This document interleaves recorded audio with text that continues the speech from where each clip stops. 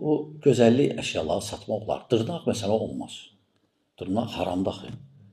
O qadınlar ki, dırnaq taxır olmaz. Yəni, müsəlman uzağı 40 gündən bir, heç olmasa, uzağı 40 gündür.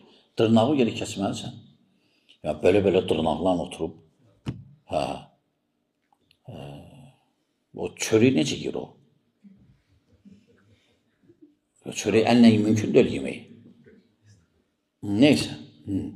Deməli, dırnaq olmaz. Və ya kiprik taxırlar qızlar, qadınlar olmaz. Və ya parik olmaz. Saç əkdirmək olar. O parik deyil. Çünki insanın öz bədənindən tükdür, əkilir, saçdır, bitir, qırxırlar, bitir. Amma parikdir, kiprikdir, saç qaynağıdır, saç əlavə edirlər özlərinə, dırnaqdır. Onlar olmaz. Əgər bir şey qadağansa, onu satmaq da qadağandır. Aydındır. Amma lakdır, eyb etməz. Qadın öz əri üçün evdə bəzənə bilər. Təəssüf ki, tərsinədir. Ortadan rahatlıqda olur.